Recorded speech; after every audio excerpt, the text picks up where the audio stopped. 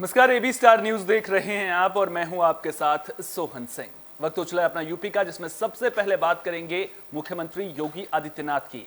आज मुख्यमंत्री योगी आदित्यनाथ का जन्मदिन है। इस मौके पर सीएम योगी आदित्यनाथ को बधाई देने वालों का तांता लगा हुआ है। उनके 51वें बर्थडे पर तमाम लोग उन्हें ट्विटर पर विश कर रहे हैं। इस खास मौके पर सीएम योगी आदित्यनाथ गोरखपुर पहुंचे। उन्होंने गोरखनाथ मंदिर परिसर में पौधारोपण किया, साथ ही गोरखनाथ मंदिर में रुद्राभिषेक भी किया। सीएम योगी के जन्मदिन के मौके पर जगह जगह कार्यक्रमों का आयोजन भी किया जा रहा है। तस्वीरें आप देख रहे हैं। गोरखनाथ मंदिर में मुख्यमंत्री योगी आदित्यनाथ ने पूजा अर्चना की। वहां पर मंदिर परिसर में पौधारोपण करते हुए भी मुख्यमंत्री योगी आदित्यनाथ नजर आए। तो जन्मदिन के मौके पर गोरखपुर मुख्यमंत्री योगी पहुंचे थे। इस मौके पर सियासी दिग्गज भी मुख्यमंत्री योगी आदित्यनाथ को जन्मदिन की शुभकामनाएं दे रहे हैं।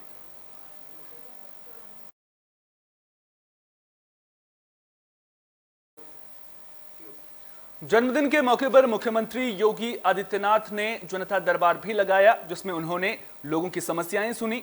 साथ ही अधिकारियों को लोगों की समस्याओं का जल्द समाधान करने के निर्देश दिए। उन्होंने कहा कि अधिकारी ये सुनिश्चित करेंगे कि हर आवासहीन जरूरतमंद को सरकार की आवास योजना के दायरे में लाकर उनके लिए पक्के मकान की व्यवस्था की जाए। साथ ही अवैध कब्जा करने वालों को करारा सबक सिखाया जाए। उन्होंने अधिकारियों को जन कल्याण के कामों को हमेशा प्राथमिकता पर रखने को कहा। बता दें कि सीएम योगी ने जनता दरबार कार्यक्रम में करीब 600 लोगों की समस्याएं सुनी। इसमें महिलाएं बड़ी संख्या में पहुंची। सरहरी से आई एक महिला ने आवास की परेशानी बताई, तो सीएम योगी ने जिलाधिकारी को सरकारी आवास उपलब्ध कराने के निर्देश दिए। कहा कि सरकारी आवास योजना के तहत जो मकान है उसे महिला को उपलब्ध कराया जाए। इलाज में आर्थिक सहायता की गुहार लेकर पहुंचे लोगों को सीएम योगी ने भी भरोसा दिलाया कि पैसे की कमी की वजह से किसी का भी इलाज नहीं रुकेगा।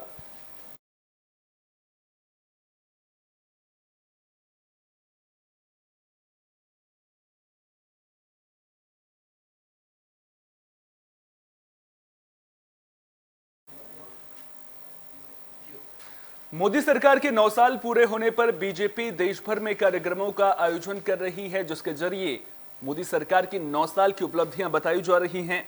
इसी कड़ी में झारखंड के पूर्व मुख्यमंत्री रघुवर दास यूपी के सिद्धार्थनगर पहुंचे और सरकार की उपलब्धियां बताई। इस मौके पर उनके साथ यूपी सरकार में मंत्री ए.के. शर्मा भी मौजूद रहे।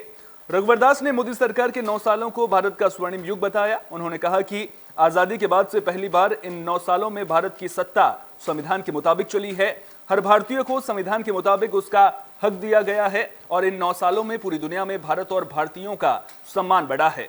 प्रधानमंत्री नरेंद्र मोदी दुनिया के सबसे पॉपुलर नेता बनकर उभरे हैं। इस दौरान रघुवर दास ने दावा किया कि 2024 के लोकसभा चुनाव में बीजेपी को 400 से ज्यादा सीटें मिलेंगी। देखिए, कांग्रेस पार्टी एक सांप्रदायिक पार्टी। आजाद भारत के बाद उनकी जितनी भी गतिविधियां देखें तो सांप्रदायिकता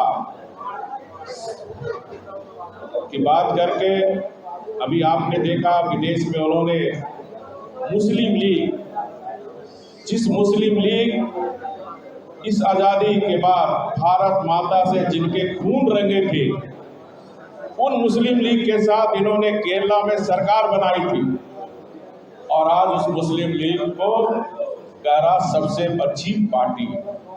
ये साफ दिखाता है कि कांग्रेस पार्टी आजाद भारत में कोई सांप्रदायिक पार्टी है तो वह कांग्रेस। यूपी सरकार में जल शक्ति मंत्री स्वतंत्र देव सिंह फर्रुखाबाद पहुंचे, जहां उन्होंने कई कार्यक्रमों में शिरकत की। साथ ही बीजेपी युवा मोर्चा के कार्यकर्ताओं के साथ भी बैठक की और कार्यकर्ताओं में 2024 के लोकसभा चुनाव की तैयारियों को लेकर जोश भरा। स्वतंत्र देव सिंह ने लघु सिंचाई विभाग समेत स्वच्छ जल परियोजना और तालाबों का भी निरीक्षण किया।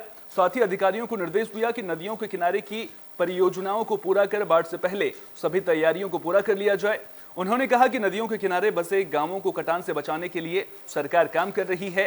किन्हीं परिस्थितियों में किसान या ग्रामीण का अगर नुकसान होता है तो सरकार उसकी भरपाई भी करेगी।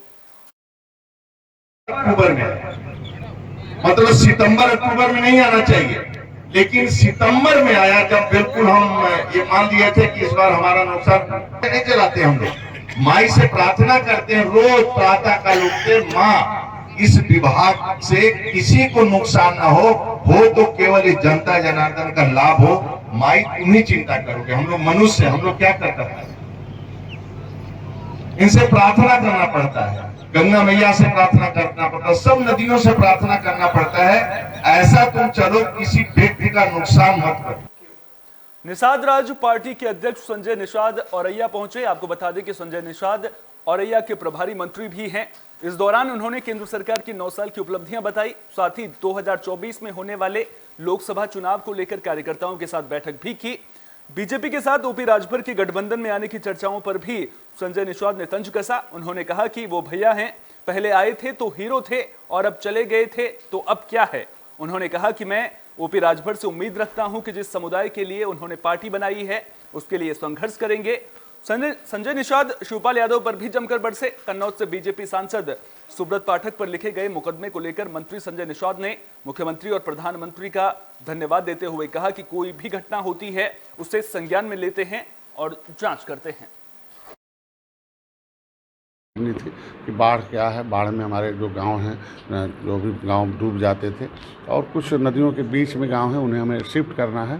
तो उसकी टेक्निकल है, वन विभाग की ज़मीन है, उसे ट्रांसफ़र कराना। तो अधिकारियों से था कि समीक्षा करें कि हम पिछली बार में क्या किए थे, बाढ़ से पहले हम बात कर लें। और 9 साल में मिसाल का जो कार्यक्रम चल रहा है उसमें आ गया और फिर इसी तरीके से सारे कार्यकर्ताओं से मिलना जुलना और सारे संगठन के लोगों को चार्ज करना। ये मंडल के कार्यकर्ता को, प्रमुख कार्यकर्ता को बुला रखा, क्योंकि इधर आना होता तो क्योंकि ऊर्जा व्यय न हो और कम ऊर्जा में, कम साधन संसाधन में जो लक्ष्य की प्राप्ति करे उसी को अनुशासित कार्यकर्ता कहते हैं। तो हम लोग एक अनुशासित सिपाही हैं, जनता के सेवक हैं। उसी में हम औरैया का जो प्यार और स्नेह, आप जैसे प्रेस वालों का भी समर्थन मिलता रहता है, प्रेस के लोग हैं, मीडिया के लोग हैं, सोशल मीडिया के लोग हैं, आपको धन्यवाद देना था कि ऐतिहासिक जीत पूरे प्रदेश में जो हो रही है 2024 में फिर से सरकार बने मोदी जी का, जो लगातार हम लोग जीत रहे हैं। जनता की सरकार, जनता के द्वारा है, इसके काम कर रहे हैं। बात करें कन्नौज लोकसभा सांसद, गाजियाबाद में हाल ही में एक नाबालिग बच्चे के धर्मांतरण का मामला सामने आया था, जिसके बाद पुलिस ने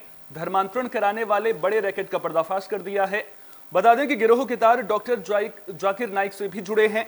मामले में एक आरोपी को भी गिरफ्तार कर लिया गया है। वहीं दूसरे आरोपी की गिरफ्तारी के लिए पुलिस की टीम महाराष्ट्र पहुंच चुकी है। पुलिस के मुताबिक अब तक ये जानकारी मिली है कि गिरोह के लोग 4 नाबालिग बच्चों का धर्म परिवर्तन करवा चुके हैं। पुलिस ने जिस अब्दुल रहमान को गिरफ्तार किया है वो गाजियाबाद की सेक्टर 23 स्थित जामा मस्जिद कमेटी का सदस्य था। आरोप है कि अब्दुल रहमान महाराष्ट्र के रहने वाले शाहनवाज मकसूद के साथ मिलकर नाबालिग बच्चों का धर्म परिवर्तन करवाता था। जानकारी के मुताबिक आरोपी गाजियाबाद के 2 बच्चों, चंडीगढ़ और हरियाणा के भी एक बच्चे का धर्म परिवर्तन करवा चुके हैं। पुलिस उनके साथियों की भी तलाश कर रही है। देखिए, इसमें जितनी हमको पूछताछ करी है, इसमें एक जैन लड़का और एक हिंदू लड़का, नाबालिग लड़का वो गाजियाबाद के ही हैं। एक हिंदू लड़का फरीदाबाद का है और साथ ही साथ जो एक और हिंदू लड़का है वो चंडीगढ़ के रहने वाले हैं, जिनके कन्वर्जन की बात आई है। साथ ही साथ पूरे नेक्सस पे हम लोग काम कर रहे हैं। इसमें और जिसका भी रोल होगा जल्दी उसको बस्ट करा जाएगा। हमारी टीम्स बद्दों की गिरफ्तारी करने के लिए थाने पहुंच चुकी हैं, जल्दी उसकी गिरफ्तारी सुनिश्चित करें। झांसी में प्रशासन की बड़ी कार्रवाई देखने को मिली है। टहरौली सब्जी मंडी के पास अंबेडकर पार्क की जमीन से अतिक्रमण हटाया गया है।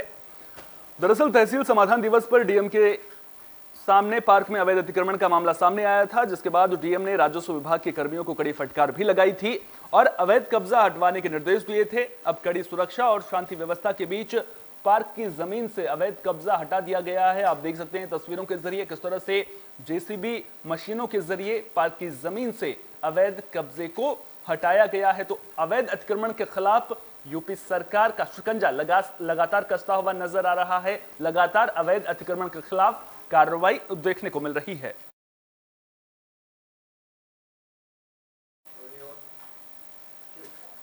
बागपत में आवारा जानवरों से हो रही परेशानी से फिलहाल निजात मिलती हुई नजर नहीं आ रही है। आवारा जानवरों ने किसानों की सैकड़ों बीघा फसल को नष्ट कर दिया है। मामला बड़ौद कोतवाली इलाके के ट्योड़ी गांव का है। वहीं फसल नष्ट कर रहे आवारा जानवरों को जब किसानों ने भगाने की कोशिश की तो आवारा जानवरों ने किसानों पर ही हमला कर दिया, जिसकी वजह से आधा दर्जन से ज्यादा किसान घायल हुए हैं। जब 5 गांवों के ग्राम प्रधानों और किसानों ने मिलकर आवारा पशुओं को घेरने की कोशिश की तो सड़क पर दौड़ते हुए आवारा जानवर एक आश्रम में घुस गए और आश्रम में काम कर रहे लोगों को भी घायल कर दिया। आश्रम में फसल को भी नष्ट कर दिया गया।